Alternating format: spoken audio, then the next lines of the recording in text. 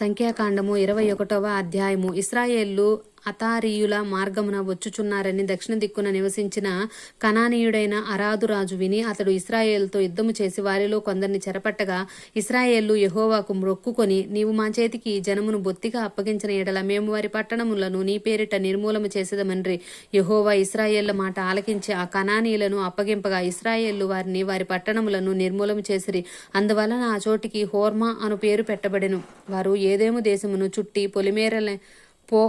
దేశము చుట్టి పోవలెనని హోరుకొండ నుండి ఎర్ర సముద్ర మార్గముగా సాగినప్పుడు మార్గాయాసము చేత జనుల ప్రాణము సొమ్మసిల్లెను. కాగా ప్రజలు దేవునికిని మోషేకును విరోధముగా మాటలాడి, ఈ అరణ్యములో చచ్చుటకు ఐగుప్తులో నుండి మీరు మమ్ము నెందుకు రప్పించితిరి? ఇక్కడ ఆహారం లేదు, నీళ్లు లేవు, చవిసారములు లేని ఈ అన్నము మాకు అసహ్యమైనదినిరి. అందుకు యెహోవా ప్రజల్లోనికి తాపకరములైన సర్పములను పంపెను. అవి ప్రజలను కరవగా ఇశ్రాయేల్లో అనేకులు చనిపోయిరి. కాబట్టి ప్రజలు మోషే యొద్దకు వచ్చి, మేము యెహోవాకును నీకును విరోధముగా మాట్లాడి పాపము చేసితిమి. యెహోవా మా మధ్య నుండి ఈ సర్పములను తొలగించున్నట్లు ఆయన్ను వేడుకొనమన్రి. మోషే ప్రజల కొరకు ప్రార్థన చేయగా యెహోవా, నీవు తాపకరమైన సర్పం వంటి ప్రతిమను చేయించి స్తంభం మీద పెట్టుము. అప్పుడు కరవబడిన ప్రతివాడును దాని వైపు చూచి బ్రతుకునని మోషేకు సెలవిచ్చెను. కాబట్టి మోషే ఇత్తడి సర్పం ఒకటి చేయించి స్తంభం మీద దాన్ని పెట్టెను.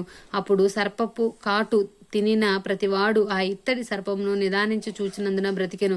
తరువాత ఇశ్రాయేలు సాగి ఓబోతులో దిగిరి. ఓబోతులో నుండి వారు సాగి సూర్యోదయ దిక్కున అనగా మోయాబు ఎదుట అరణ్యమందలి ఇయ్యే అబారీము నొద్ద దిగిరి. అక్కడ నుండి వారు సాగి జెరేదు లోయలో దిగిరి. అక్కడ నుండి వారు సాగి అమోరీయుల పొలిమేరల నుండి వచ్చి ప్రవహించి అరణ్యమందు సంచరించు అర్నోను అద్దరిని దిగిరి. అర్నోను మోయాబీయులకును అమోరీయులకును మధ్య నుండు మోయాబు సరిహద్దు. కాబట్టి యెహోవా సుడిగాలి చేతనైనట్టు వాహేబును అర్నోనులో పడు ఏరులను 6 దేశ నివాస స్థలములకు తిరిగి మోయాబు ప్రాంతములకు సమీపముగా ప్రవహించు ఏరుల మడుగులను పట్టుకొనమన్న మాట యెహోవా యుద్ధముల గ్రంథములో వ్రాయబడి ఉన్నది. అక్కడ నుండి వారు బెయేరుకు వెళ్ళిరి. యెహోవా జనులను పోగు చేయుము, నేను వారికి నీళ్లు ఇచ్చేదనని మోషేతో చెప్పిన బావి అది. అప్పుడు ఇశ్రాయేలు ఈ పాట పాడిరి. బావి ఉబుకుము, దాన్ని కీర్తించుడి. బావి ఏలికలు దాన్ని త్రవ్విరి. తమ అధికార దండముల చేతను కర్రల చేతను జనుల అధికారులు దాన్ని త్రవ్విరి. వారు అరణ్యము నుండి మత్తాను నుండి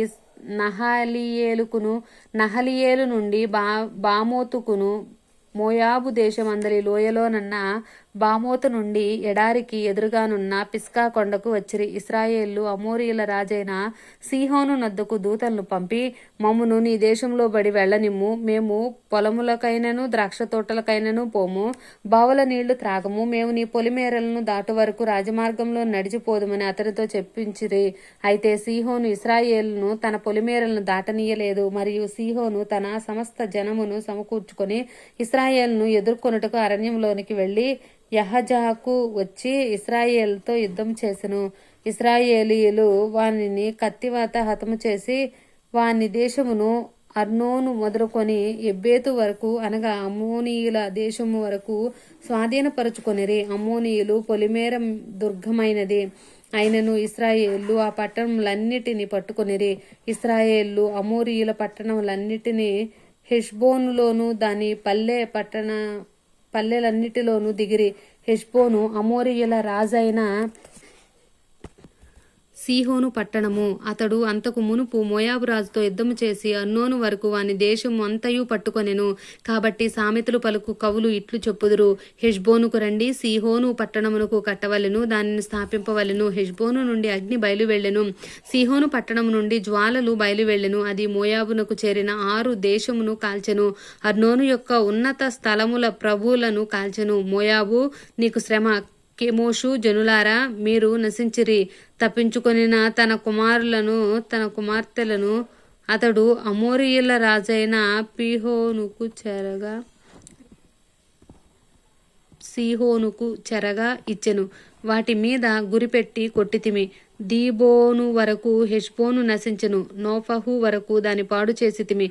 అగ్ని వలన మేదేబా వరకు పాడు చేసితిమి. అట్లు ఇశ్రాయేళ్లు అమోరీయుల దేశములో దిగిరి మరియు యాజేరు దేశమును సంచరించి చూచుటకై మోషే మనుషులను పంపగా వారు దాని గ్రామములను వశము చేసుకుని అక్కడనున్న అమోరీయులను తోలివేసిరి. వారు తిరిగి బాషాను మార్గమున వెళ్ళినప్పుడు బాషాను రాజైన ఓగును అతని సమస్త జనమును ఎద్రేయిలో యుద్ధము చేయుటకు వారిని ఎదుర్కొన బయలుదేరగా యెహోవా మోషేతిట్లెను, అతనికి భయపడకము, నేను అతనిని అతని సమస్త జనమును